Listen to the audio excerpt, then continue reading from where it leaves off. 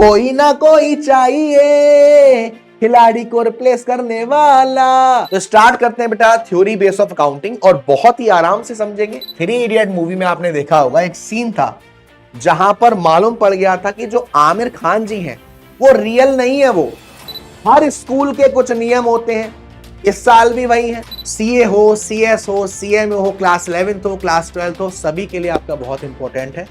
Hello बच्चा gang, क्या हाल चाल? एक नंबर सर। और आपके सामने फिर एक बार हाजिर हैं आपके गब्बर सर। कैसे हो गब्बर आर्मी? उम्मीद है आप लोग सभी मस्त, बेहतरीन, सुपर और मक्खन मलाई होंगे जैसे कि आप हमेशा रहते हैं। तो बेटूस कैसन बा? मस्त बा, सुपर बा, बेहतरीन बा और मक्खन मलाई बा। तो क्लास 11th वाले बच्चों का ये जो हमारी सीरीज चल रही है सारथी बैच, ये जो हमारा फ्री बैच चल रहा है सारथी बैच, उसमें जो हमारे वन शॉट चल रहे हैं क्लास 11th वाले प्यारे प्यारे बच्चों के लिए, आज उसका सेकंड वन शॉट आपके सामने है, थ्योरी बेस ऑफ अकाउंटिंग। आज हम देखने वाले हैं कि हमारे अकाउंट्स में हमें कौन कौन से प्रिंसिपल्स, कुछ एजम्पशंस, कुछ कंसेप्ट्स, कुछ कन्वेंशंस ध्यान में रखने पड़ते हैं जिससे हमारी अकाउंटिंग और अच्छी हो जाती है। इससे पहले हमने पढ़ा था बेसिक अकाउंटिंग टर्म्स, और आई होप सो वो आपको बहुत अच्छे से समझ में आया होगा, वो चीजें आपको बहुत अच्छे से क्लियर हुई होंगी। आज हम करने वाले हैं थ्योरी बेस ऑफ अकाउंटिंग, और जो पहली वीडियो थी उसको आपने बहुत प्यार दिया, लगभग मैंने देखा उसमें 10,000 व्यूज पहुंचने वाले हैं, तो थैंक यू सो मच। तो ऐसे ही हम लोग आगे बढ़ेंगे, कंसेप्ट को क्लियर करेंगे, और बाकी कोई भी दिक्कत आपको होती है तो आपका भाई आपके लिए खड़ा हुआ है, आपके गब्बर सर, आपके गप्पू भैया, आपके ऋषभ त्यागी सर आपके साथ है। तो चलिए स्टार्ट करते हैं थ्योरी बेस ऑफ अकाउंटिंग को। और थोड़ा सा मैं चश्मा उतार देता हूं क्योंकि लोगों का कहना है कि चश्मे में मैं और ज्यादा खतरनाक लगता हूं। चलिए तो स्टार्ट करते हैं बेटा थ्योरी बेस ऑफ अकाउंटिंग, और बहुत ही आराम से समझेंगे, बहुत ही डिटेल में समझेंगे, क्योंकि इसमें जो प्रिंसिपल्स लगने वाले हैं ना, ये आपकी लाइफ से आगे रिलेट करेगा। आप चाहे आगे सीए करोगे, आप चाहे आगे सीएस करोगे, आप चाहे आगे सीएमए करोगे, या कोई भी अच्छा कोर्स करोगे ना, उस कोर्स में ये जो बेसिक चीजें हैं वो आपके बहुत काम आती हैं। तो चलिए शुरू करते हैं theory base of accounting.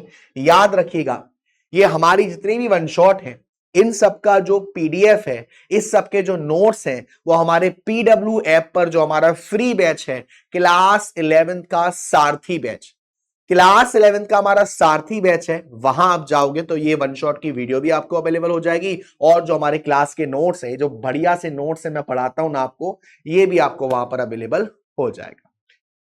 So start करते हैं बेटा। कौन कौन सी चीजें हम देखने वाले हैं, ये सारी चीजें आज हम कवर करने वाले हैं। Going concern concept, money measurement, consistency, accounting period, accrual, historical, business entity, dual aspect, revenue recognition, matching concept, objectivity, है ना, इन सभी को हम कवर करने वाले हैं। और सबसे पहला है हमारा going concern concept. Going concern, अब सर इसका मतलब क्या होता है? गोइंग कंसर्न का मतलब क्या होता है? आपने साउथ की मूवी देखी होगी, साउथ की मूवी में जो विलन है ना, विलन, उसने गोली चला दी है, और जो हीरो है ना वो सो रहा है। हीरो सो के उठा, उसने ब्रश किया, वो नहा लिया, उसने कपड़े पहने और उसने बाइक स्टार्ट करी, लेकिन गोली अभी चली रही है, गोली अभी चली रही है। हीरो उठ गया है, हीरो भाग के आ रहा है, हीरो ने भाग के यूं फूंक मार दी और गोली गिर गई। मतलब सर, मतलब ये कि साउथ की मूवी के जो हीरो होते हैं ना, वो हाल फिलहाल नहीं मर सकते। 10 आदमी आ रहे हो, 20 आदमी आ रहे हो, ट्रक आ जाए सामने से, कोई फर्क नहीं पड़ता। गोइंग कंसर्न, सर क्या मतलब होता है इसका? इसका मतलब यह है कि आप जब भी अपनी अकाउंटिंग करोगे, अकाउंटिंग में आप जो भी ट्रांजेक्शन्स को करोगे, वो ट्रांजेक्शन आप ये सोच के चलोगे कि यार जितना लंबा चल सकता है मेरा बिजनेस, उतना लंबा चलेगा। फॉर एन एग्जाम्पल, आपने 3 लाख रुपए की एक मशीन खरीदी, आपने 3 लाख रुपए की एक मशीन खरीदी। अब मैंने आपसे पूछा कि बेटा ये बताइए कि ये जो 3 लाख रुपए की मशीन है, ये कितनी साल चल सकती है, इसकी जो यूजफुल लाइफ है वो कितने ईयर्स है? तो आपने कहा सर 5 साल, 8 साल, 10 साल, 12 साल, 15 साल। तो जितना लंबा जितना लंबा सोच सकते हो या जितना ज्यादा आप इसको यूज करने की सोच सकते हो उतना सोचोगे, उसे हम कहते हैं गोइंग कंसर्न। जैसे आपने देखा हो कि आपके घर पर ब्रश खत्म हो जाता है, पेस्ट खत्म हो जाता है, तो पेस्ट में पूरी दम लगाते रहते हैं, दम लगाते रहते हैं, निकला निकला निकला, लेकिन नया नहीं खरीदते। रिमोट के सेल वीक हो जाते हैं तो हम उसे मारते रहते हैं, मारते रहते हैं, मारते रहते हैं, लेकिन सेल नए नहीं डालते। शैम्पू खत्म हो जाता है तो थोड़ा सा पानी डाल के गुड़ गुड़ गुड़ गुड़ गुड़ गुड़ गुड़ करके दोबारा से नहा लेते हैं, लेकिन नया नहीं खरीदते। यही है गोइंग कंसर्न। हमारे अकाउंट्स में जितने भी ट्रांजैक्शंस हैं, जितने भी लेन देन हैं, हम ये सोच के करते हैं कि हमारा बिजनेस लंबे समय तक चलेगा, और यही सोचने को हम बोलते हैं गोइंग कंसर्न कंसेप्ट। हालांकि ये एक एडम्पशन है। एडम्पशन का मतलब ऐसा होना है। हम ये मान के चलते हैं जितनी भी हमारी कंपनी है वो इनको फॉलो कर रही होंगी। तो क्या कहा गया, एक बार देख लेते हैं। As per this concept, it is assumed that the business will continue to exist for a long period in the future. इस कंसेप्ट में यह एज्यूम किया जाता है कि हमारा बिजनेस जितना लंबे समय तक चल सकता है उतना लंबे समय तक चलेगा। The transactions are recorded in the books of the business on the assumption that it is continuing enterprises। हमारा बिजनेस लंबे समय तक चलता रहेगा। जितना लंबे समय तक हमारा बिजनेस चल सकता है उतना लंबे समय तक हमारा बिजनेस चलेगा, ऐसा गोइंग कंसर्न आपसे कहता है। It is on this concept that we record fixed assets at their original cost and depreciation is charged on the asset without reference to their market value। इसका मतलब क्या हुआ?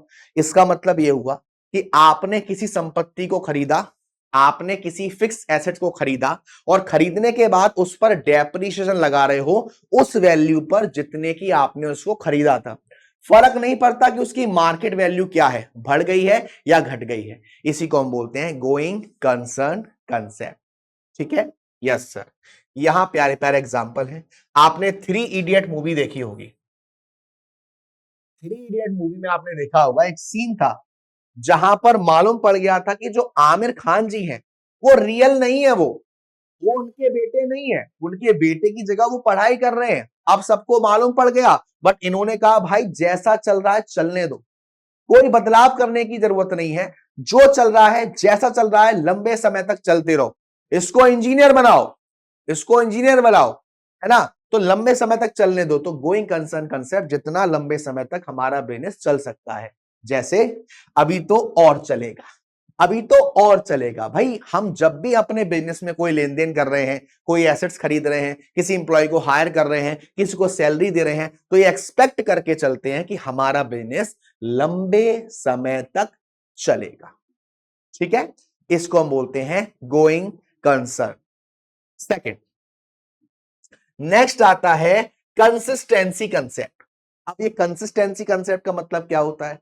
कंसिस्टेंसी कंसेप्ट का मतलब होता है बेटा कि आपने पिछली साल बैलेंस शीट बनाई होगी, आपने पिछली साल प्रॉफिट एंड लॉस अकाउंट बनाया होगा, आपने पिछली साल कुछ रूल्स एंड रेगुलेशंस फॉलो किए होंगे, आपने पिछली साल कोई मेथड्स को फॉलो किया होगा, आने वाले साल में भी आप उसी को फॉलो करोगे, उसे बोलते हैं कंसिस्टेंसी कंसेप्ट।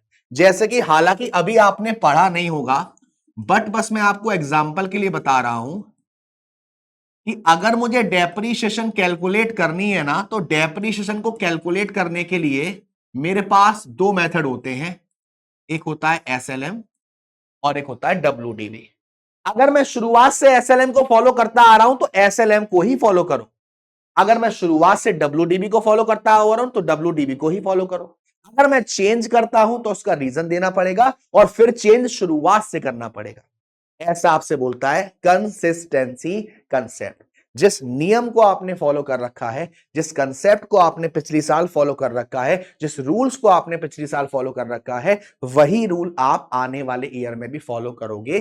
कंसिस्टेंसी कंसेप्ट, उसको चेंज नहीं करना है। जब मैं छोटा था अपनी नानी के यहां जाता था, अब तो खैर नानी नहीं है, नानी अब नहीं है हमारी, ठीक है ना। तो जब मैं नानी के यहाँ जाता था तो जब भी मैं जाता था नानी के पास एक डिब्बा होता था, उस डिब्बे में से नानी हाथ डालती थी और नानी 10 रुपए देती थी। मैं जितनी बार जाऊं इन्फ्लेशन आए जाए नानी को उससे घंटा फर्क नहीं है। नानी कहती बेटा मैं तो तुझे 10 रुपए ही दूंगी। एक बार क्या मेरा मन किया नानी 10 रुपए मेरी तरफ से और ले लो यार, चॉकलेट खा लेना। तो कंसिस्टेंसी का मतलब है कि जो लगातार फॉलो हो रहा है, जो बार बार फॉलो हो रहा है, उसे हम बोलते हैं कंसिस्टेंसी कंसेप्ट। जो आपने पिछली साल फॉलो किया है उसको आपको इस साल भी फॉलो करना पड़ेगा, कंसिस्टेंसी कंसेप्ट। अब देखिए एक बार क्या कहा गया। This concept states that accounting principle and method should remain consistent from one year to another year. जो भी आपके अकाउंटिंग के प्रिंसिपल्स हैं, जो भी आपके मेथड्स हैं, उसको आप सेम रखोगे। जो इस साल फॉलो किया वो नेक्स्ट ईयर भी फॉलो करोगे। These should not be changed from year to year. हर साल चेंज नहीं करोगे। अब सर हर साल चेंज करोगे तो क्या होगा मालूम है? अगर मैंने 2025 में किसी और तरीके से सॉल्यूशन किया था, 2026 में मैंने किसी और तरीके से सॉल्यूशन किया था, तो जब मैं कंपैरिजन करने बैठूंगा ना तो मैं अच्छे से कंपेयर नहीं कर पाऊंगा अपनी 2025 की अकाउंटिंग इंफॉर्मेशन को और 2026 की अकाउंटिंग इंफॉर्मेशन को। ठीक है, in order to enable the management to compare. देखो वही बात आगे जो मैं कह रहा था, अगर आप चाहते हैं कि हमारा जो मैनेजमेंट है, हमारा जो ओनर है, वो हमारे फाइनेंशियल स्टेटमेंट को, हमारे प्रॉफिट एंड लॉस को, हमारे बैलेंस शीट को अच्छे से कंपेयर कर सके, 2024 की बैलेंस शीट, 2025 की बैलेंस शीट, 2026 की बैलेंस शीट को अगर वो अच्छे से कंपेयर करना चाहे या कंपेयर कर सके, तो उसके लिए यही है कि जो रूल आपने पिछली साल फॉलो किया वो रूल आप इस साल भी फॉलो करेंगे, consistency concept and balance sheet of the different period and draw important conclusion about the working of the enterprise. If a firm adopt different accounting principle in two accounting period, the profit of current period will not be comparable with the profit of the preceding period. अगर मैंने पिछली साल कोई और तरीका follow किया है और इस साल कोई और तरीका फॉलो कर रहा हूं, तो बेटा मैं आपस में कंपैरिजन नहीं कर सकता। मैं पिछली साल के प्रॉफिट से इस साल का प्रॉफिट कंपेयर नहीं कर सकता, इसीलिए हमको फॉलो करना है कंसिस्टेंसी कंसेप्ट। तो पहला आपने देखा गोइंग कंसर्न। गोइंग कंसर्न का मतलब बिजनेस में आप जो भी लेन देन करेंगे, जो भी ट्रांजैक्शन करेंगे, जो भी एक्टिविटी करेंगे, उसका मोटिव आपको यही होना चाहिए। आप ये सोच के चलेंगे कि मेरा बिजनेस तो लंबे समय तक चलेगा। अगर मैं कंसिस्टेंसी की बात करूं तो जो रूल्स, जो प्रिंसिपल्स, जो मेथड्स मैं पिछली साल फॉलो करता हुआ आ रहा हूं वो इस साल भी फॉलो करूंगा। क्यों? क्योंकि इससे जो मेरी अकाउंटिंग है, जो मेरी प्रॉफिट एंड लॉस है, जो मेरा बैलेंस शीट है, वो अच्छे से कंपेरेबल होगी मैनेजमेंट के लिए। अगर मैं मेथड्स को चेंज करता हूं, अगर मैं तरीकों को चेंज करता हूं, अगर मैं प्रिंसिपल्स को चेंज करता हूं, तो मेरे जो फाइनेंशियल स्टेटमेंट है उसको मैं कंपेयर अच्छे से नहीं कर पाऊंगा बेटा जी। ठीक है, अब यहां पर एग्जाम्पल दे रखा है। For example, a firm can choose any one of the several method of depreciation, straight line method, written down value method. Firm किसी भी मेथड से डेप लगा सकती है, एसएलएम से भी लगा सकती है, डब्ल्यूडीवी से भी लगा सकती है, बट एक बार जो फॉलो कर लिया उसी को आगे आपको फॉलो करना पड़ेगा, कंसिस्टेंसी। ठीक है, चलिए ये देखिए, ये मूवी आपने देखी होगी आपने देखा होगा, एक कंसिस्टेंसी तो हमारे टीवी पर भी खत्म नहीं हुई, एक कंसिस्टेंसी तो हमारी टीवी पर भी खत्म नहीं हुई। हमारी टीवी पर आप सुबह देखें, शाम को देखें, रात को देखें या कल देखें, 2 दिन में एक बार या 2 बार या 6 बार आपको सूर्यवंशम मूवी देखने जरूर मिलेगी। और कभी कभी तो मेरे साथ ऐसा हुआ कि मैंने रिमोट जैसे ही खोला, मैंने टीवी जैसी खोली, वहां पर अमिताभ जी खीर खा रहे थे। तो ऐसा बहुत बार हुआ। तो ये हमारी कंसिस्टेंसी है। ऐसे ही परंपरा, प्रतिष्ठा, अनुशासन, हर स्कूल के कुछ नियम होते हैं। इस साल भी वही है, अगली साल भी वही है, उसके अगली साल भी वही है, कंसिस्टेंसी कंसेप्ट। आपने रोहित शेट्टी जी की मूवी तो देखी होगी, आपने गोलमाल देखी होगी, आपने चेन्नई एक्सप्रेस मूवी देखी होगी, है ना? है। आपने चेन्नई एक्सप्रेस मूवी देखी होगी, आपने गोलमाल मूवी देखी होगी, यानी रोहित शेट्टी जी की मूवी तो देखी है ना आपने? Yes sir. रोहित शेट्टी जी की मूवी में एक कंसेप्ट कॉमन होता है, कार का। रोहित शेट्टी जी को कार का बहुत शौक है, तो आपने देखा होगा इनकी मूवीज में कार के जो स्टंट होते हैं वो आपको बहुत बहुत अच्छी क्वालिटी को देखने को मिलते हैं। ये क्या है? कंसिस्टेंसी। इमरान हाशमी जी की मूवी देखी है आपने? आपने इमरान हाशमी जी की मूवी आपने देखी होगी पहले। इमरान हाशमी जी की मूवी में भी एक कंसेप्ट था जो कंसिस्टेंट था। सर क्या था वो? नालायकों वो कंसेप्ट था गाने का। इमरान हाशमी जी की मूवी में जो सॉन्ग होते हैं, जो वो बहुत ही शानदार होते थे। और कई बार आपने देखा होगा कि इमरान हाशमी जी की मूवी में हिमेश जी गाना गाते थे। बहुत ज्यादा हिमेश जी ने गाना गाए। एक तो वो गाना झलक दिखला जा, कभी कभी तो लगता था ना कि इमरान हाशमी जी और हिमेश जी दोनों भाई भाई या कोई रिश्ता। एक टाइम पर ऐसा लगता था जब आप छोटे होंगे या आपके जो बड़े भाई हो ना उनसे पूछना, उनको ऐसा फील होता था। तो ये क्या फॉलो कर रहे हैं बेटा? कंसिस्टेंसी कंसेप्ट, जो रूल चलता हुआ आ रहा है, जो रूल चलता आ रहा है। अब सोचो, मैं शुरुआत में करता हूं, हेलो बच्चा क्या हाल चाल, एक नंबर। अब मैं कल आऊं, हेलो बच्चों क्या हाल चाल। अगर परसों आऊं, हेलो बच्चों कैसे हो आप लोग, हेलो बच्चों। तो भाई जब मैं बार बार चेंज करूंगा ना, तो 5वें दिन आपको भी नहीं मालूम होगा आज सर क्या बोलने वाले हैं। तो कंसिस्टेंसी जरूरी है। Next, accrual concept. Accrual concept, अब सर ये कंसेप्ट क्या होता है? मेरे प्यारे बच्चों, जब हम अकाउंटिंग करते हैं ना, तो उसमें हमारे पास दो बेसिस होते हैं। एक होता है हमारे पास कैश बेसिस और एक होता है हमारे पास एक्रूअल बेसिस। एक होता है कैश बेसिस, एक होता है एक्रूअल बेसिस। अगर मेरे पास पैसा आ गया है या मेरे पास से पैसा चला गया है, तो मैं उसको कैश बेसिस के हिसाब से रिकॉर्ड करूंगा। अगर मेरे पास पैसा आना था, आया नहीं है, अगर मेरे पास से पैसा जाना था, गया नहीं है, तो पैसा अगर आया नहीं है, पैसा अगर गया नहीं है, तो कैश बेसिस कहता है कि आप इसको रिकॉर्ड नहीं करोगे। बट एक्रूअल क्या आपसे बोलता है? एक्रूअल कंसेप्ट आपसे बोलता है कि पैसा आ गया है या आना था, पैसा चला गया है या जाना था, आप उसको रिकॉर्ड करोगे। फॉर एग्जाम्पल, आपको किसी अपने एम्प्लॉइज को सैलरी देनी थी 12 महीने की, आपने अभी तक 10 महीने की दी है, यानी कि 2 महीने की बकाया है। कोई भी खर्चा जो बकाया होता है उसे बोलते हैं आउटस्टैंडिंग। क्या बोलते हैं? आउटस्टैंडिंग। अगर आपने किसी एक्सपेंस का बेनिफिट उठा लिया है लेकिन आपने उसका पेमेंट नहीं किया है, तो वो आपके लिए आउटस्टैंडिंग है।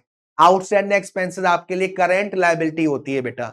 तो आउटस्टैंडिंग यानी कि खर्चा पे करना था, पे नहीं करा, तो कैश बेसिस के हिसाब से तो आप इसको रिकॉर्ड नहीं करोगे।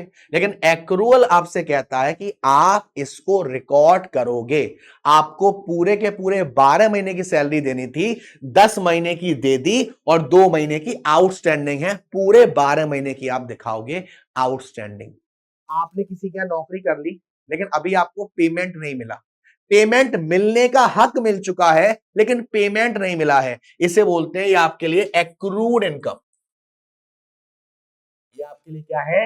Accrued income. इसको भी आप क्या करोगे? रिकॉर्ड करोगे। तो एक्रूअल कंसेप्ट आपसे कहता है कि भले ही आपने पेमेंट कर दिया है या करना था, पैसा आ गया है या आना था, मतलब कैश में भले ही आया नहीं है, कैश में भले ही गया नहीं है, तब भी आप उसको रिकॉर्ड करोगे ताकि आपको प्रॉपर मालूम रहे कि मेरे पास कितना पैसा आना है या मुझे कितना पैसा किसको देना है। अब जरा एक बार देखते हैं यहां आपसे क्या कहा जा रहा है।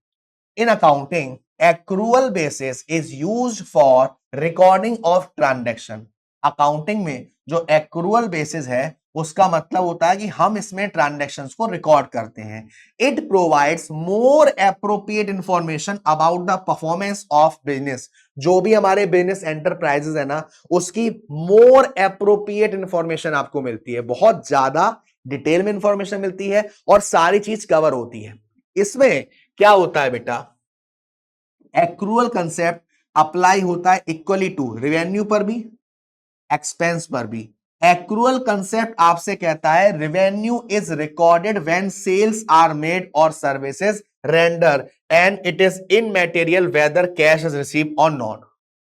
रेवेन्यू को आप कब रिकॉर्ड करोगे? जब आपने सेल हो गई, जब आपकी सेल हो गई, फर्क नहीं पड़ता आपके पास पैसा आया हो, फर्क नहीं पड़ता पैसा आपके पास रिसीव हुआ है, आप उसको रिकॉर्ड करोगे। ऐसे एक्सपेंस, एक्सपेंस आप रिकॉर्ड करोगे अकाउंटिंग के हिसाब से, भले ही आपने एक्सपेंस को पे किया है या नहीं किया है। तो उसे हम बोलते हैं हमारा एक्रूअल कंसेप्ट। जो भी आउटस्टैंडिंग है, जो भी एक्रूड है, उसे आप क्या करेंगे? रिकॉर्ड करेंगे मेरे प्यारे बच्चों। अब देखिए, जैसे आप यहां देखिए, ये हमारे जॉनी लीवर जी हैं। ये बात बात पर चीजों को भूल जाते थे। भूला, मुझे किसी को पेमेंट देना है, भूला, मेरे को किसी को खर्चे का पेमेंट करना है, भूला, मेरे पास पैसे आने हैं, भूला। तुम्हें नहीं भूलना है, तुम्हें नहीं भूलना है। एक्रूअल कंसेप्ट कहता है बेटा रिकॉर्ड करो उसको, भले ही पैसे में वो पेमेंट हो चुका है, आ चुका है या नहीं आया है। भैया हमारी जो अकाउंटिंग इंफॉर्मेशन है वो पूछ रही है तुम कब आए, और आउटस्टैंडिंग आपसे कह रहा है, एक्रूड आपसे कह रहा है पहले मैं ही तो आया था, सबसे पहले मैं ही तो आया था, है ना। तो आपको सारी चीज को रिकॉर्ड करके रखना पड़ेगा, सारी चीज को साथ में रिकॉर्ड करके चलना पड़ेगा बेटा जी, ठीक है। Yes sir. नेक्स्ट है business entity concept. Business entity concept, अब ये कंसेप्ट आपसे क्या कहता है।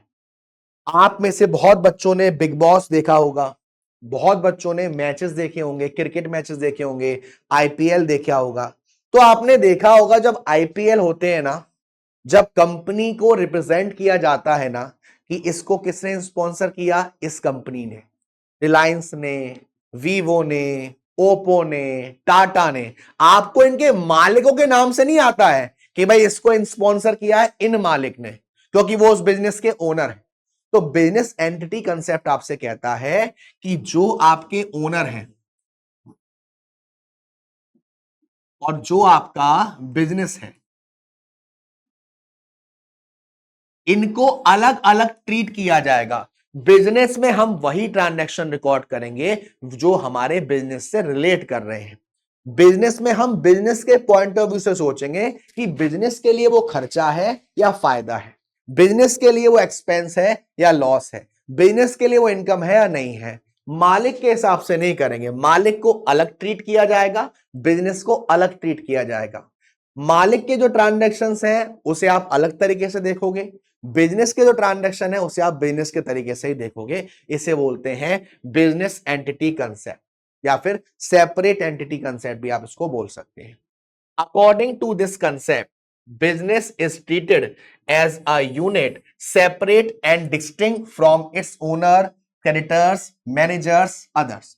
भाई हमारे बिजनेस के जो भी मालिक हैं, हमारे बिजनेस के जो भी क्रेडिटर हैं, हमारे बिजनेस के जो भी हमारे मैनेजर हैं, उन सबको अलग और बिजनेस अलग। बिजनेस को बिजनेस की तरह देखा जाएगा और मालिक को उनकी जगह देखा जाएगा। In other words, the owner of a business is always considered as distinct and separate from the business he owns. मालिक को और मालिक के बिजनेस को दोनों को अलग अलग देखा जाएगा, दोनों को सेपरेट ट्रीट किया जाएगा, ठीक है। Yes sir. Business unit should have a completely separate set of books and we have to record business transaction from firm point of view. Business में हमारे बिजनेस की सारी सेपरेट बुक्स होंगी, बुक्स ऑफ अकाउंट्स होंगे, और जब आप books of accounts को मेंटेन कर रहे होंगे, जब आप जर्नल को मेंटेन कर रहे होंगे, जब आप लेजर को मेंटेन कर रहे होंगे बेटा, तो मेरे प्यारे प्यारे बच्चों आप बिजनेस के पॉइंट ऑफ व्यू से सोच रहे होंगे, ना कि मालिक के पॉइंट ऑफ व्यू से, ठीक है। Yes sir. The proprietor is treated as a creditor of the business to extent of capital invested by him in the business. The capital is treated as a liability of the firm. ये तो आपको मालूम ही है कि वो पैसा जो मालिक ने बिजनेस में लगाया है उसे क्या बोलते हैं, कैपिटल। और बिजनेस में इस कैपिटल को इंटरनल लायबिलिटी माना जाता है, यानी ये भी कर्जा माना जाता है लेकिन इंटरनल। तो इसी वजह से माना जाता है क्योंकि हम बिजनेस एंटिटी को फॉलो कर रहे हैं, ठीक है बच्चा। Yes sir. देखिए भाई, देखिए भाई, ये ओनर है, ये ओनर है और ये बिजनेस है, ये ओनर है और ये बिजनेस है, और ये दोनों एक होना चाह रहे हैं, ये दोनों एक होना चाह रहे हैं भाई। यहां आपसे कहा जा रहा है, ये आइडेंटिटी कंसेप्ट आपसे कह रहा है भाई हाथ जोड़ रहा हूं, आप अपने बुक्स ऑफ अकाउंट अपनी तरह से मेंटेन करिए। बिजनेस के जो बुक्स ऑफ अकाउंट है वो बिजनेस के पॉइंट ऑफ व्यू से ही मेंटेन किए जाएंगे। इसे बोलते हैं बिजनेस एंटिटी कंसेप्ट, ठीक है बच्चा। Next, money measurement concept. ये तो आपको बिना समझे ही अच्छे से आ जाएगा।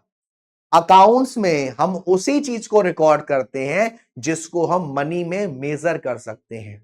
मेरे पास 4 कार हैं, मेरे पास 6 बंगले हैं, मेरे पास 7 बाइक हैं, कितने कितने की हैं? क्या आप उसको मनी में मेजर कर सकते हो? यस सर कर सकते हो। क्या आप उसे मनी में एक्सप्रेस कर सकते हो? यस सर कर सकते हो। तो उसको आपको रिकॉर्ड करना पड़ेगा, मनी मेजरमेंट कंसेप्ट। ये कंसेप्ट आपसे कहता है कि अगर आप अकाउंटिंग में किसी चीज को मनी से मेजर करते हो, उसी को आप रिकॉर्ड करोगे। और अकाउंट्स में हर चीज का एक मेजरमेंट होता है कि ये चीज कितना, और उसी हिसाब से हम उसको बुक्स ऑफ अकाउंट में शो करते हैं, money measurement.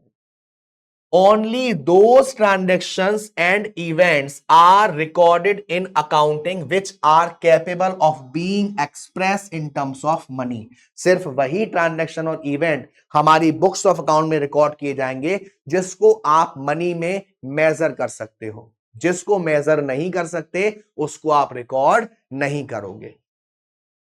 An event, even though it may be very important for the business, will not be recorded in the books of account unless it affect can be measured in terms of money. कोई event हुआ, कोई happening हुई, but वो बहुत important happening हो गई, वो बहुत बड़ा इवेंट हो गया, बट आप उसको मनी में मेजर नहीं कर सकते। तो जब आप उसको मनी में मेजर नहीं कर सकते तो बेटा आप उसको रिकॉर्ड भी नहीं करोगे, आप उसको रिकॉर्ड भी नहीं करोगे।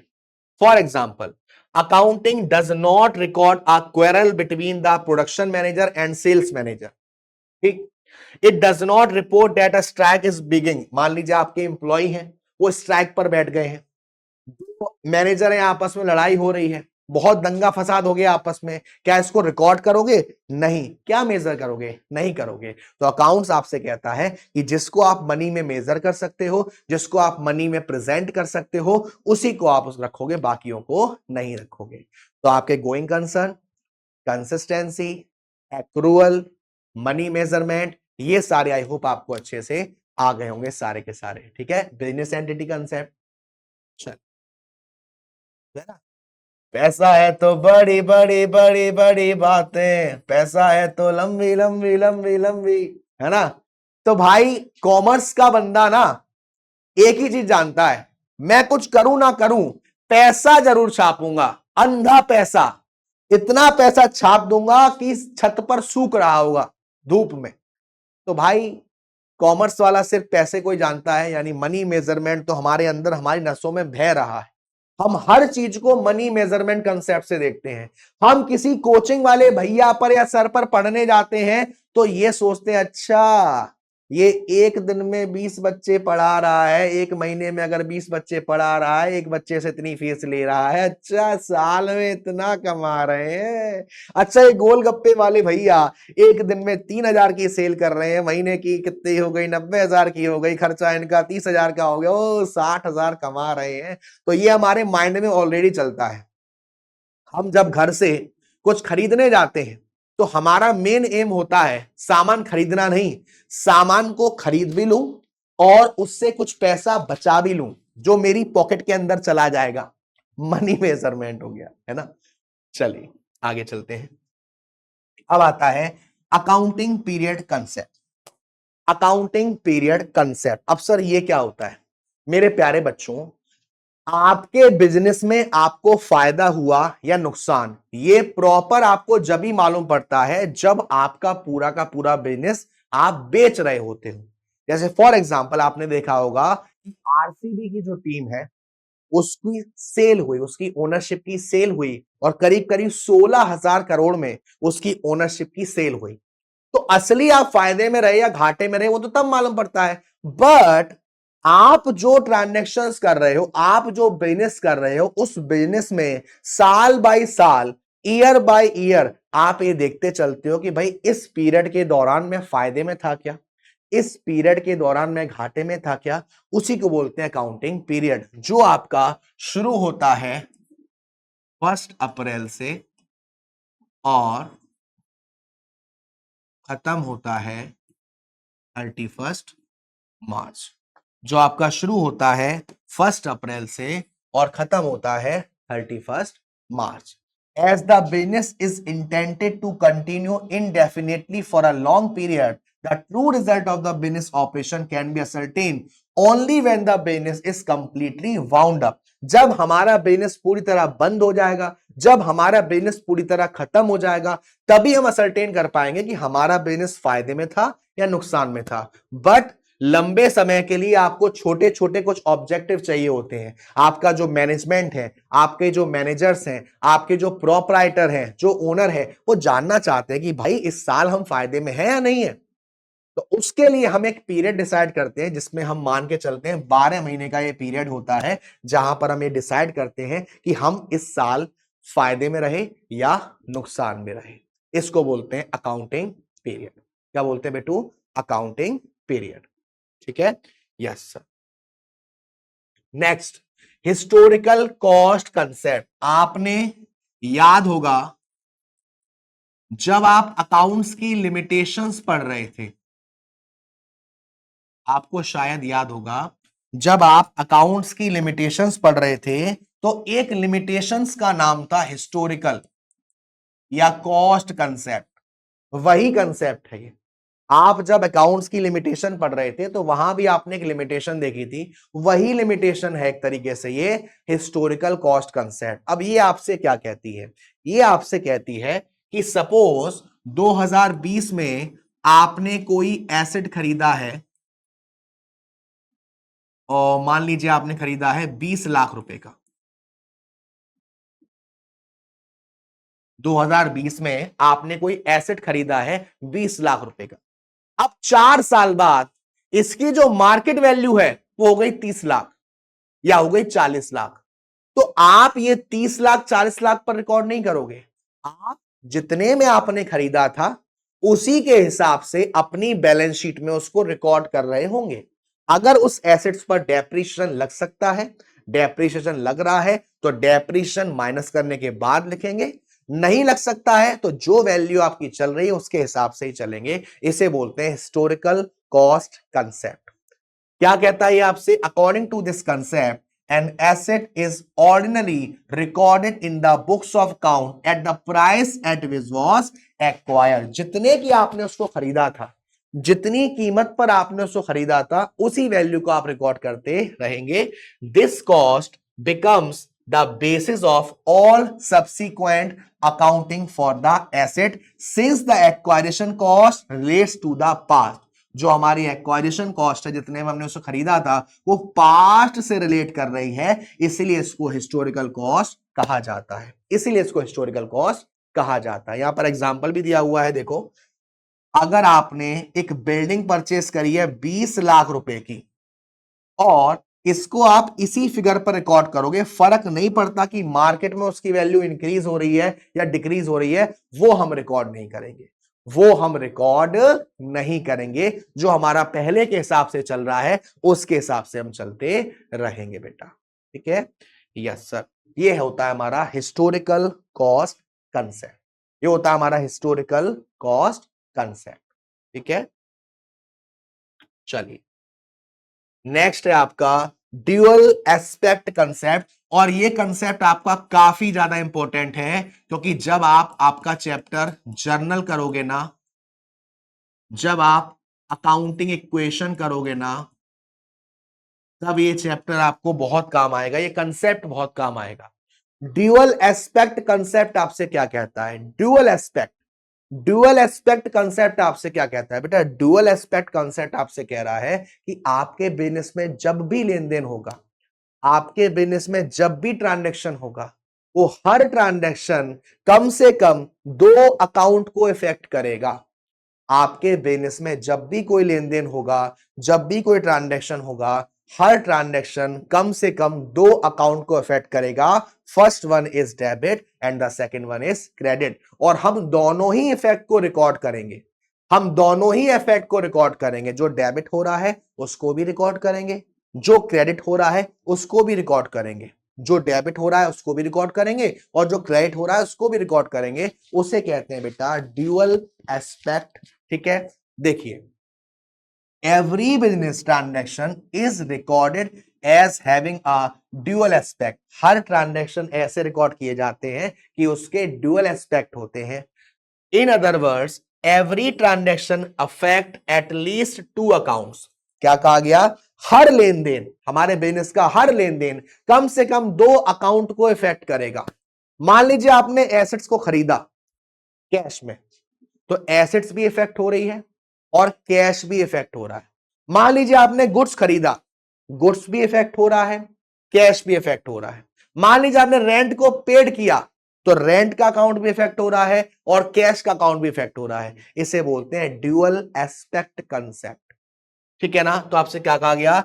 अगर कोई एक अकाउंट डेबिट हो रहा है तो इसकी वजह से कोई दूसरा अकाउंट क्रेडिट होगा, और अगर एक अकाउंट क्रेडिट हो रहा है तो इसकी वजह से कोई दूसरा अकाउंट डेबिट होगा। ये होता है ड्यूअल एस्पेक्ट कंसेप्ट। और इस सिस्टम को, इस तरह से रिकॉर्ड करने के सिस्टम को कहते हैं double entry system.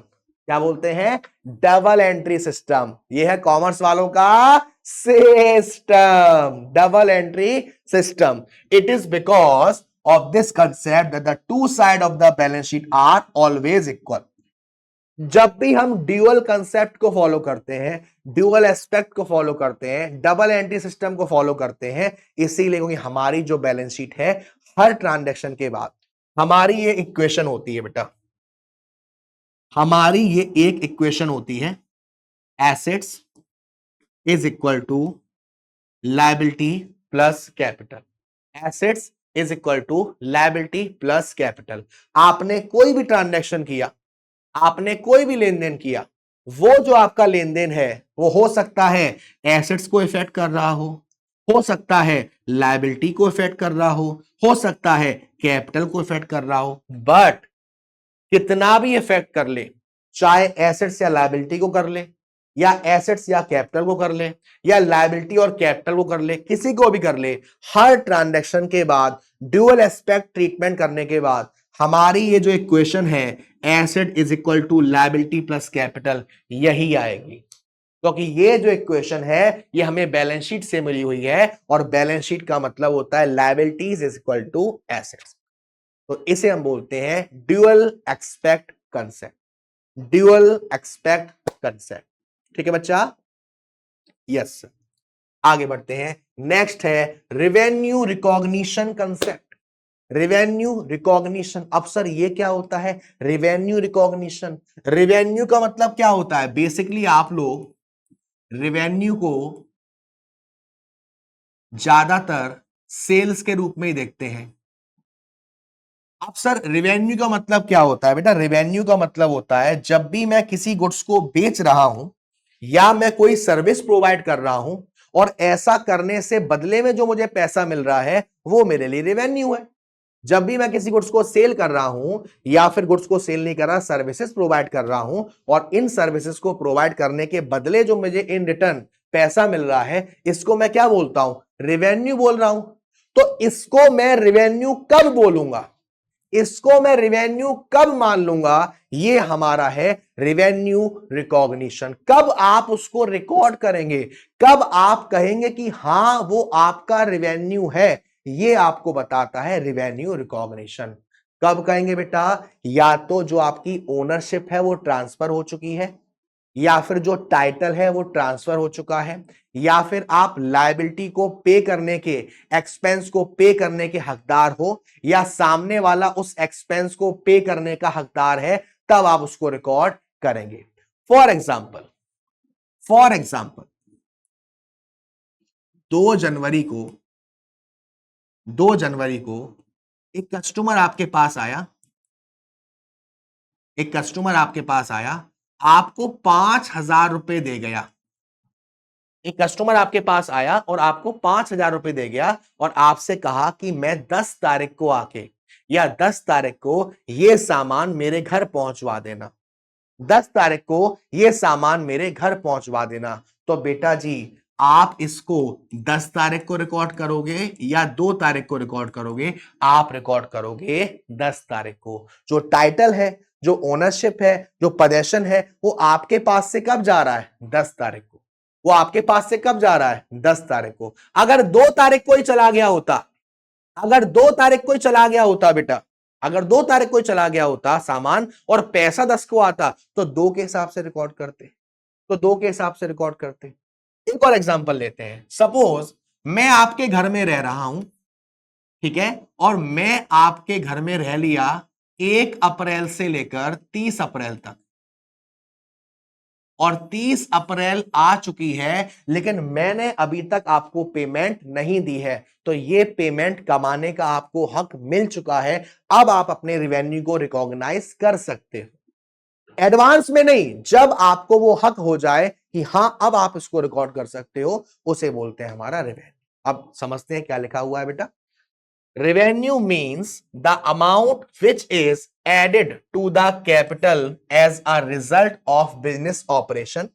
Revenue is earned by sale of goods और by providing a service। जो मैंने अभी आपको बताया था कि हम अगर गुड्स को बेच रहे हैं या हम अगर सर्विसेज को प्रोवाइड कर रहे हैं, इसके बदले हमारे पास जो आ रहा है वो हमारे लिए रेवेन्यू माना जाता है। ठीक है, concept of revenue recognition determine करता है कि आप किस टाइम या किस पर्टिकुलर पीरियड पर उस रेवेन्यू को रियलाइज कर रहे हो, कब आप उसको मान लोगे कि वो हमारा रेवेन्यू है। Revenue is deem to be realise जब टाइटल या फिर ओनरशिप है गुड्स की वो ट्रांसफर हो चुकी है, किसके पास, परचेजर के पास, या when he has legally liable to pay, जब या तो टाइटल ट्रांसफर हो चुका है, ओनरशिप ट्रांसफर हो चुकी है, या फिर जब वो लीगली लायबल है पेमेंट करने के लिए कि भाई उसे पेमेंट करना ही करना पड़ेगा। मैं आपको एक प्रैक्टिकल एग्जांपल देता हूं। अभी 7 दिन पहले मैंने अपनी पुरानी बाइक बेची है 60,000 रुपए की। अभी 7 दिन पहले मैंने अपनी पुरानी बाइक बेची है 60,000 रुपए की, और वो बंदा मेरी बाइक ले गया और मुझे सिर्फ अभी 10,000 रुपए दे गया है। अभी वो सिर्फ 10,000 रुपए दे गया है और मेरी बाइक वो ले गया है। कब ले गया है, मान लो 15 जून को। अब वो मुझसे कह रहा है कि मैं बाकी का पेमेंट पूरा का पूरा आपको 1 जुलाई को दूंगा। तो आप कमेंट सेक्शन में बताना कि इस रेवेन्यू को मैं कब रिकॉग्नाइज करूंगा, 15 जून को या 1 जुलाई को। मैं आपके कमेंट चेक करूंगा और कमेंट में आपको शाबाशी भी दूंगा। आप बताना कि इस रेवेन्यू को मैं कब रिकॉग्नाइज करूंगा, 15 जून को या 1 जुलाई को। ठीक है, यस सर, ये आपके लिए एक प्यारा सा क्वेश्चन है और मुझे लगता है ज्यादातर बच्चे इसका सही जवाब देंगे। ठीक है, आगे भी लिखा हुआ है, it should be remember that revenue recognition is not related with the receipt of cash. Revenue recognition का यह मतलब नहीं कि जब आपके पास पैसा आ गया तभी आप उसको रिकॉर्ड करोगे। टाइटल, ओनरशिप या सामने वाला लायबल था आपको पेमेंट करने के लिए, वो डिपेंड करता है कि आप उसको रेवेन्यू की तरह देखेंगे या नहीं देखेंगे। ठीक है, यस सर। चलिए, उसके बाद आता है आपका मैचिंग। मैचिंग मैचिंग ओ मैचिंग मैचिंग, मैचिंग मैचिंग ओ मैचिंग मैचिंग। अब सर ये मैचिंग कंसेप्ट क्या होता है? मैचिंग कंसेप्ट आपसे ये कहता है कि आपने इस साल जो रेवेन्यू अर्न किया है, आपने इस साल जो रेवेन्यू कमाया है, आपने इस साल जो गुड्स को बेचा है, उस गुड्स को बनाने में या उस गुड्स से रिलेटेड जो खर्चा है ना, वो भी आप इस साल ही रिकॉर्ड करोगे, तभी आपको मालूम पड़ेगा आप फायदे में हो या नुकसान में हो। यानी कि मैचिंग कंसेप्ट का मतलब revenue is equal to expenses. जो आपने रेवेन्यू अर्न किया है या जितने गुड्स आपने बेचे हैं, उन गुड्स पर जितना खर्चा हुआ है उसको भी उसी साल आप रिकॉर्ड करोगे जिस साल आपने रेवेन्यू को अर्न किया है। उसे बोलते हैं आपका मैचिंग कंसेप्ट। क्या बोलते हैं? Matching concept. प्यारा सा matching concept. This concept is very important for correct determination of net profit. अगर मुझे नेट प्रॉफिट को कैलकुलेट करना है या मुझे नेट प्रॉफिट निकालना है, उसके लिए यह कंसेप्ट बहुत बहुत जरूरी है। According to this, in determining the net profit from business operation, all costs which are applicable to revenue of the period should be charged against that revenue। मैंने इस साल जो रेवेन्यू अर्न किया है, इस रेवेन्यू को अर्न करने के लिए जो जो मेरा खर्चा हुआ है उसको भी मैं इसी साल के रेवेन्यू से डिडक्ट करूंगा और फिर मुझे मालूम पड़ेगा कि मैं प्रॉफिट में हूं या लॉस में हूं। दूसरी भाषा में sir, according to this matching concept या फिर matching cost with revenue, first revenue should be recognised and then cost incurred for generating that revenue should be recognised. पहले आप रेवेन्यू को रिकॉग्नाइज करो कि भाई रेवेन्यू मेरा कितना है, इस साल का मेरा रेवेन्यू कितना है, पहले आप उसको रिकॉग्नाइज करोगे। Yes sir. उसको रिकॉग्नाइज करने के बाद आप ये देखोगे कि जो रेवेन्यू मेरे पास आया है, जो रेवेन्यू मैंने रिकॉग्नाइज किया है, इसको जनरेट करने के लिए, इस रेवेन्यू को कमाने के लिए मेरा इस साल खर्चा कितना हुआ है। रेवेन्यू भी आ गया, एक्सपेंस भी आ गया। अब आप दोनों को कंपेयर करके देख लोगे कि फायदा हो रहा है या नुकसान हो। इसे बोलते हैं मैचिंग कंसेप्ट। ठीक बेटू, चलिए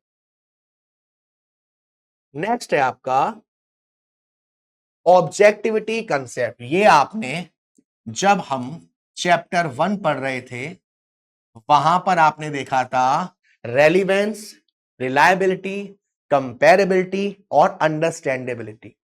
तो जो हमारा रिलायबिलिटी है उसी की तरह होता है ऑब्जेक्टिविटी, जो हमारा रिलायबिलिटी है उसी की तरह होता है ऑब्जेक्टिविटी। मतलब अगर मैंने अपने अकाउंट्स में कुछ ट्रांजैक्शंस को रिकॉर्ड किया है, अगर मैंने अपने अकाउंट्स में कोई ट्रांजैक्शन को रिकॉर्ड किया है तो वो ट्रांजैक्शन ना ही किसी पर बाइज्ड होना चाहिए, ना ही उसमें कोई चोरी चकारी होनी चाहिए, ना ही उसमें कोई फ्रॉड होना चाहिए। वो प्रॉपर आप रिकॉर्ड करोगे। प्रॉपर कैसे रिकॉर्ड करोगे? मैंने कहा मैंने 5,000 की सेल कर दी, उस 5,000 का प्रॉपर आपके पास इनवॉइस होना चाहिए, उसका आपके पास बिल होना चाहिए, सबूत होना चाहिए, ताकि अगर कोई भी कह दे हाँ भाई ये तूने 50,000 रुपए का अमाउंट डाल रखा है, ये कहां से आया, आप उसे इनवॉइस दिखा दोगे, बिल दिखा दोगे, ये देख भाई, ये देख, ये मेरे पास सबूत है, यहां से आया, वेरीफाई हो सके आपके, उसे बोलते हैं ऑब्जेक्टिविटी। किसी भी तरीके से कोई आपके ऊपर इल्जाम ना लगा सके, किसी भी तरीके से कोई आपके ऊपर कोई बात ना बोल सके, इसको हम बोलते हैं क्या? Objectivity concept. अब सर क्या होता है ऑब्जेक्टिविटी, दोबारा समझते हैं। This concept requires that accounting transaction should be recorded in an objective manner. मतलब ये कंसेप्ट आपसे कहता है कि आप अकाउंटिंग तो कर रहे हो, बट ऑब्जेक्ट क्या है आपका, क्या उद्देश्य है?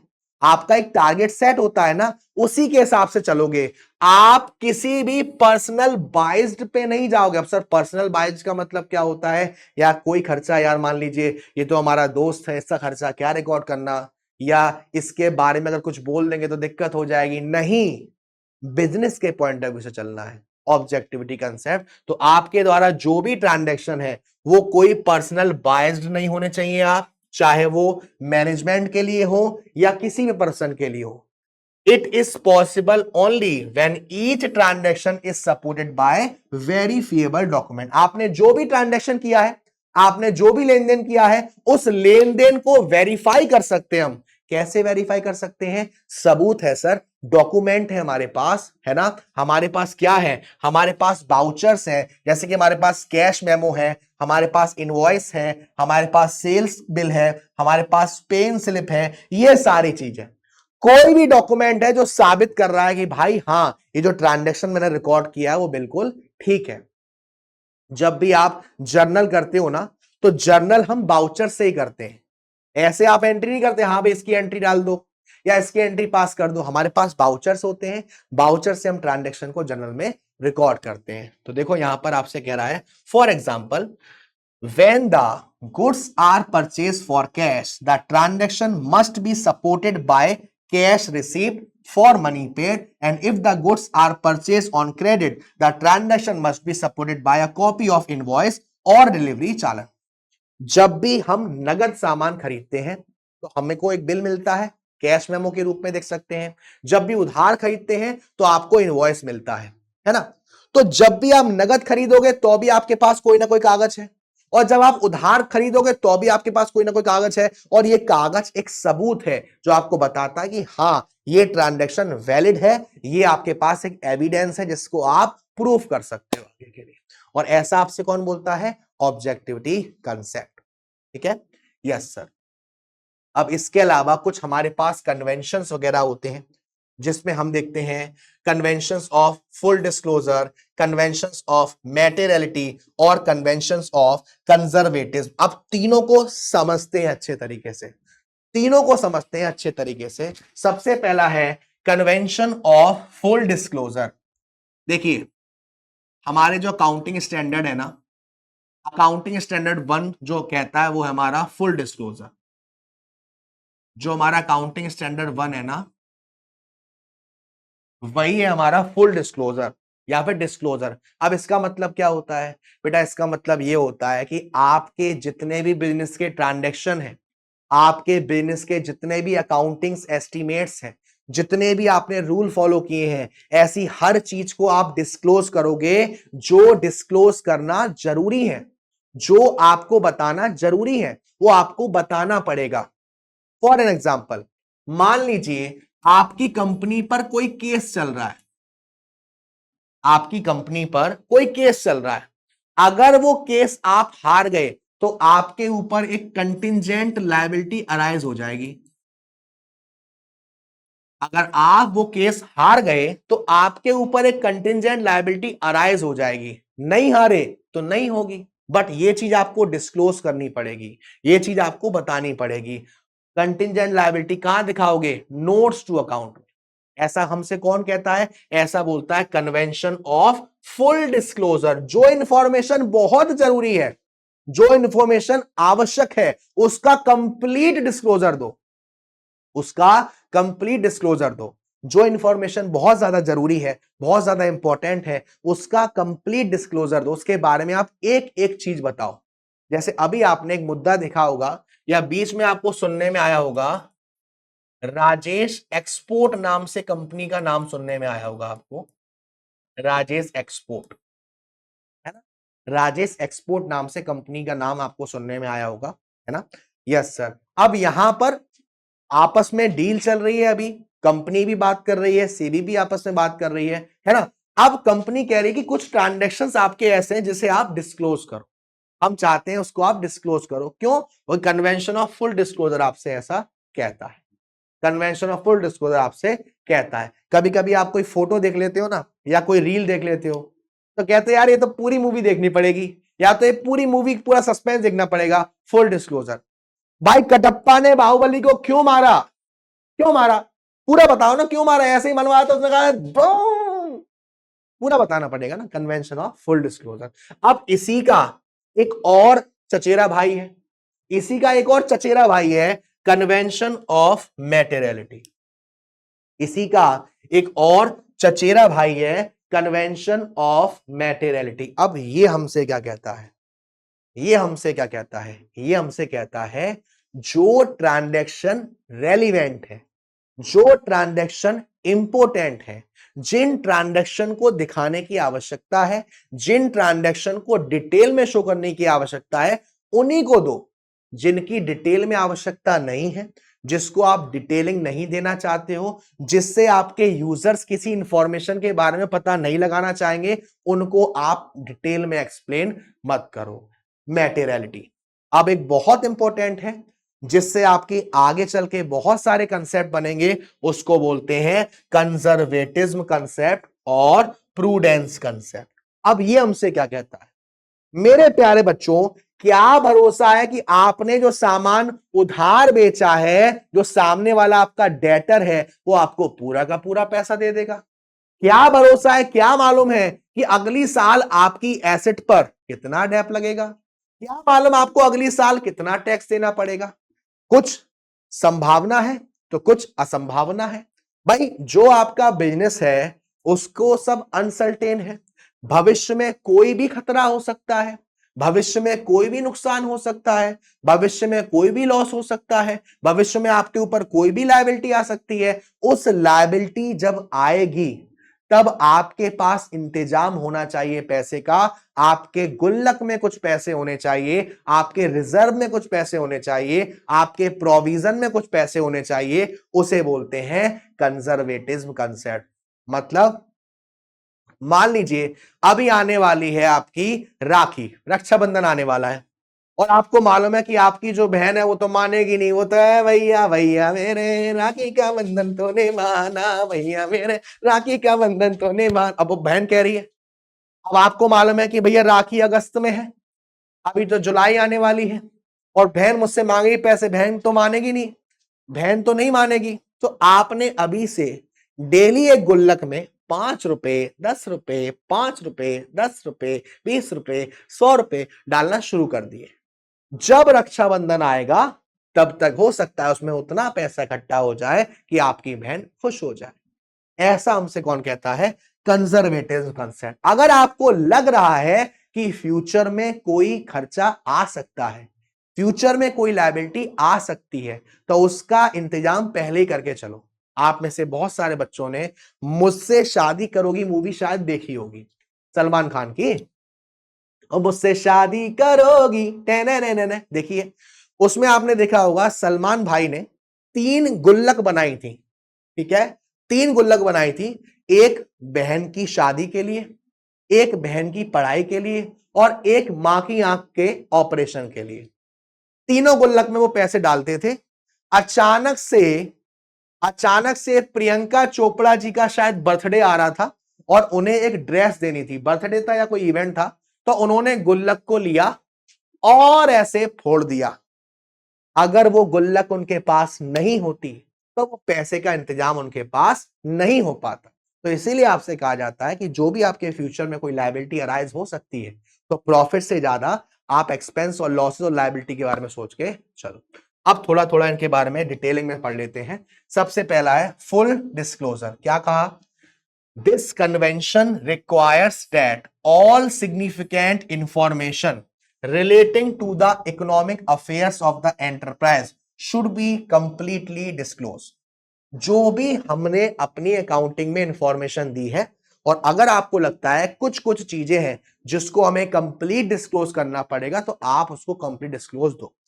In other words, there should be a sufficient disclosure of information which is of material interest to the users। हमारे कौन यूजर होते हैं? हमारे प्रोप्राइटर हो सकते हैं, हमारे पोटेंशियल क्रेडिटर्स हो सकते हैं, हमारे इन्वेस्टर्स हो सकते हैं। कोई भी ऐसी इंफॉर्मेशन जो आपको लगता है यार इस पॉइंट पर ना जो हमारे यूजर्स हैं उन्हें डिटेलिंग चाहिए, तो वो आपको कंप्लीट इंफॉर्मेशन देनी पड़ेगी। The principle is so important that the Companies Act makes provision for the disclosure of essential information in the financial statement। ये आप आगे चल के पढ़ोगे, जब आप सीए या सीएस में आओगे तो वहां पर डिस्क्लोजर रिक्वायरमेंट आती है। जब आप बैलेंस शीट बनाओगे ना, तो किस चीज को आपको कैसे डिस्क्लोज करना है वो आपको बताया जाता है। तो वो यहीं से लिया गया कन्वेंशन ऑफ फुल डिस्क्लोजर। आपकी बैलेंस शीट में, आपके प्रॉफिट एंड लॉस में क्या क्या चीजें ऐसी जिसको आपको कंप्लीटली आपको डिस्क्लोज करना पड़ेगा। अब इसी का एक छोटा भाई है मैटेरियलिटी कंसेप्ट। ये एक एक्सेप्शन है किसका? फुल डिस्क्लोजर का। जो अभी आपने पढ़ा ना फुल डिस्क्लोजर, उसका एक एक्सेप्शन है। अगर आपको लग रहा है कि भाई ये जरूरी नहीं है, ये ट्रांजैक्शन इररेलेवेंट है, इसके बारे में आपको ज्यादा डिटेलिंग देने की नीड नहीं है, यूजर्स इससे कोई भी इंफॉर्मेशन नहीं लेगा, तो उसको आप मत शो करो। क्या कहा गया आपसे? According to this items having an insignificant या फिर इररेलीवेंट, यूजर्स के हिसाब से इररेलीवेंट है, तो उसको आपको डिस्क्लोज करने की जरूरत नहीं है। These unimportant items are either left out और मर्ज विद अदर आइटम। ऐसे आइटम या तो आप छोड़ ही दोगे या फिर किसी एक और दो अकाउंट को मर्ज करके आप उसको डाल दोगे। अननेसेसरी बर्डन की आपको जरूरत नहीं है, ऐसा कहता है मैटेरियलिटी। और लास्ट कंजर्वेटिव कंसेप्ट बहुत इंपॉर्टेंट है। इतना इंपॉर्टेंट है कि अकॉर्डिंग का ए अपने आप भाग गया। वो कह रहा भाई बहुत हार्ड है, हम जा रहे हैं, हमको जाने दो, हमको डर लग रहा है, हमको जाने दो। तो ये आपसे क्या कह रहा है? all anticipated losses should be recorded in the books of account, but all anticipated or unrealized gain should be ignored। अगर आपको लग रहा है कि भविष्य में ये घाटा हो सकता है, भविष्य में लायबिलिटी हो सकती है, उसको ध्यान दो। भविष्य में ये फायदा हो सकता है, भविष्य में ये गेन हो सकता है, उस पर ध्यान ना दो। दूसरी भाषा में हमारा जो कंजर्वेटिव पॉलिसी है वो पॉलिसी है प्लेइंग सेफ। आईपीएल देखते हो? Yes sir. क्रिकेट तो देखते होंगे? Yes sir. कोई ना कोई चाहिए खिलाड़ी को रिप्लेस करने वाला। अगर कोई खिलाड़ी इंजर्ड होता है, अगर कोई बैट्समैन इंजर्ड होता है, उसकी जगह कोई और खिलाड़ी हमारे पास अवेलेबल होता है। यह है कंजर्वेटिव कंसेप्ट। पहले से अगर लग रहा है कोई घाटा हो सकता है तो उसकी जुगाड़ आपने पहले कर रखी है। तो ये पॉलिसी का मतलब होता है कि हम एकदम सेफ खेल रहे हैं, हमें कोई नुकसान ना हो, हमें कोई घाटा ना हो। Provision is made for all known liability and losses even though the amount can not be determined. अगर आपको मालूम है या लग रहा है कि यार कोई लायबिलिटी आ सकती है, कितनी आ सकती है ये भी नहीं मालूम, लेकिन आ सकती है, या लॉस आ सकता है, आप उसके लिए पहले से प्रोविजंस और रिजर्व बना के चलोगे। Likewise when there are different alternative for recording a transaction, the one having least favourable immediate effect on profit और कैपिटल शुड बी अवॉइड। मतलब बहुत सारे हमारे पास मेथड है, हम उस मेथड को फॉलो करेंगे जो हमारे प्रॉफिट पर और कैपिटल पर कम असर डाले। ये आपका होता है कंजर्वेटिव कंसेप्ट। तो यहां तक इसके साथ आपके जितने भी कंसेप्ट्स, रूल्स वगैरह होते हैं उसको हमने कवर किया है। इससे पहले वाले लेक्चर में हमने बेसिक अकाउंटिंग टर्म्स देखे थे, हमने इंट्रोडक्शन टू अकाउंटिंग देखा था। आज हमने देखा थ्योरी बेस ऑफ अकाउंटिंग। अगली मुलाकात होगी आपसे आपके जाने माने चहीते जर्नल चैप्टर पर, जो आपके लिए काफी इंपॉर्टेंट है। सीए हो, सीएस हो, सीएमए हो, क्लास 11th हो, क्लास 12th हो, सभी के लिए आपका बहुत इंपॉर्टेंट है। तो उसको हम बहुत अच्छे से करेंगे, बहुत डिटेल में करेंगे और बहुत प्यारे प्यारे उसके क्वेश्चन भी आपके साथ कवर करेंगे। आई होप आपको समझ में आया होगा, आपको चीजें काफी अच्छे से क्लियर हुई होंगी। तो आज के लिए बेटू इतना ही, मिलते हैं आपसे अगली क्लास में। तब तक के लिए बस अपना ध्यान रखिएगा। कमेंट सेक्शन में जरूर बताना कि कैसे लग रहे हैं आपको चैप्टर्स, कैसे लग रहे हैं आपको वन शॉट, समझ में आ रहा है नहीं आ रहा है, हमारा आपका एक बॉन्ड बन रहा है नहीं बन रहा है। मिलते हैं आपसे फिर किसी और सेशन में, तब तक के लिए अपना ध्यान रखिए, खाना पीना खाते रहिए, माँ बाप का ध्यान रखिए। Tata bye bye, see you.